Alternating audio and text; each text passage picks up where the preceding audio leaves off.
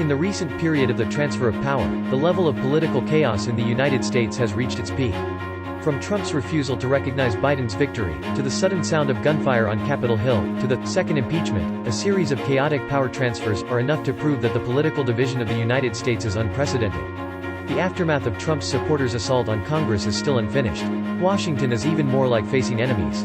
The curfew is still on. 15,000 National Guard soldiers with live ammunition have also been in place, waiting for the new President Biden on January 20th. Inauguration. Trump, who has been in office for less than a week, has become a target of public criticism.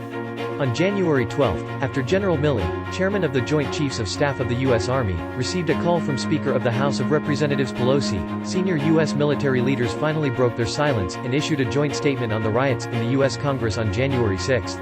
They condemned the demonstrators involved in the riots for violating American laws and challenging the procedures established by the U.S. Constitution, and emphasized that Biden has won the U.S. election. The military's statement also means a clean break with Trump.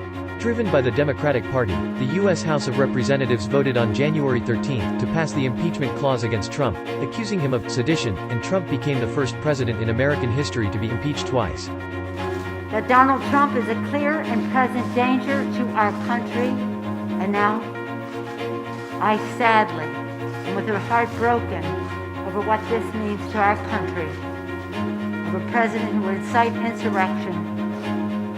On January 14, Twitter CEO Jack Dorsey stated on Twitter that banning Trump's account was the right decision. Microsoft, Google, Facebook, Amazon, Ford Motor, American Airlines, Coca-Cola and other industry giants have also announced the suspension of political donations to Trump-supporting congressmen, and some companies have even announced that they will stop political donations to all Republican congressmen. 6 days after the congressional riots, Trump, who has repeatedly accused of fraud in the election, made a public statement, but the first thing is to clear the blame. He denied that he was responsible for the incident and also defended his call for supporters before the incident broke out, saying, "People think what I said is completely appropriate." On January 13, Marjorie Taylor Greene, a U.S. Republican congressman and Trump supporter, said in an interview, "We must not allow a person as the U.S. president who is willing to abuse the power of the president and is easily affected by foreign governments, bought by a foreign energy company came to power." So on January 21, "I will submit documents for the impeachment of Biden." Fox News host and Trump supporter Sean Hannity said, "The media is still too lazy to report on Biden's pressure on the Ukrainian government. This is really a surprising example of hypocrisy which can't be made up. If everyone still chooses to forget, we will have to impeach Biden in a week." This series of incidents seems to be due to Trump and his supporters' dissatisfaction with the election process and results, but in essence it is the divergence of opinions between the Republican and Democratic parties of the United States on many issues.